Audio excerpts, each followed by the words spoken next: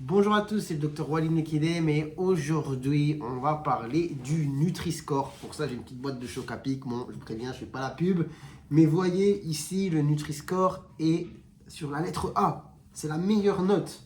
C'est un petit peu bizarre quoi, je pense qu'il n'y a pas besoin d'être spécialiste en nutrition pour se dire que bon, des céréales ultra sucrées, transformées, c'est pas censé être forcément la meilleure note sur le plan nutritionnel.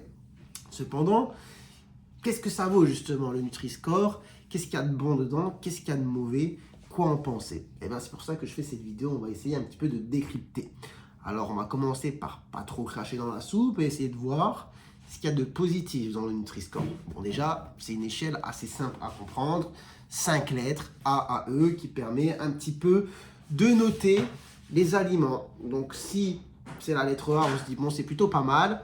Si c'est la lettre E, on sait que c'est pas le top du top. Donc échelle facile à comprendre. Après, le Nutri-Score, deuxième point positif, fait quand même la balance entre ce qu'il y a de bon et mauvais dans les aliments. Donc ce qui est bon, les fruits, légumes, fibres, protéines. Et du côté mauvais, les calories, le sel, les graisses saturées.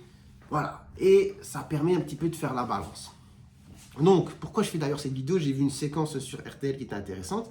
Et la personne qui parlait justement du Nutri-Score parlait aussi des Choc-A-Pic et disait que, voilà, dans la nouvelle recette, ils ont augmenté au maximum les fibres. Et du coup, la balance penche du côté du Nutri-Score positif. Donc, on en revient aussi au point positif. C'est quand même que le point positif du Nutri-Score, ça pousse les industriels à changer, à modifier leurs recettes pour avoir quelque chose d'un point de vue nutritionnel meilleur. Mais bon, ça ne veut pas non plus dire que c'est le top du top en termes d'aliments. Après, le Nutri-Score, c'est quand même une échelle qui a été conçue par des experts dans le domaine de la santé, etc. Donc ça vaut ce que ça vaut, mais il y a des bases. Il y a des bases. Mais voilà, ne vous impatientez pas parce que quand même, je vais en venir au point négatif du Nutri-Score. Dernier point qui est intéressant, c'est tout simplement que ça permet de comparer les aliments entre, voilà, pour avoir une petite idée. Bon, voilà. Ça, c'est les points, on va dire, positifs. Maintenant, les points plutôt négatifs. C'est que, déjà, ça ne prend pas en compte la qualité du produit dans le sens où est-ce qu'on a justement certains additifs, des choses voilà, qui ne sont pas comprises finalement dans la balance, mais qui ne sont pas spécialement bonnes pour la santé. Donc ça, c'est une chose à prendre en compte. Après, on a aussi le fait qu'il n'y a pas de différence faite sur un produit qui est ultra transformé et sur un produit brut. Donc vous allez vous retrouver avec de l'huile d'olive, par exemple, de l'huile d'olive nature, etc., qui va avoir un Nutri-Score moins bon qu'une boîte de Choc-A-Pic. Là, vous vous dites quand même, il y a un problème. Après, à côté de ça, ça ne prend pas en compte finalement les portions réelles.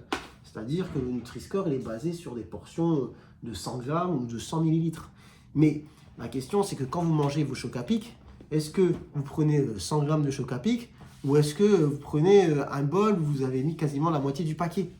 Donc là aussi, on va avoir des biais. Parce que par exemple, le fromage va avoir pour certains fromages du coup un Nutri-Score mauvais pour la quantité justement qui est pesée pour faire le Nutri-Score. Alors qu'en vrai, dans la vie de tous les jours, le fromage en question, vous allez le manger dans une portion beaucoup plus petite. Voilà. Et le Choc-A-Pic, par exemple, qui a un Nutri-Score très bon, contrairement au fromage, lui, vous allez en manger 3-4 fois plus que la portion qui est évaluée. Donc voilà, c'est des choses à prendre en compte. Puis après, je pense avoir fait un petit peu le tour. Donc il y a du bon, il y a du mauvais, mais je vous laisse vous faire un petit peu du coup votre opinion sur le sujet. Cependant, ça à prendre en gros avec des pincettes, ce que je veux dire. Et qu'il faut avoir un petit peu de bon sens aussi. C'est ma conclusion, c'est que là, vous voyez que le Nutri-Score est A pour une boîte de céréales au chocolat.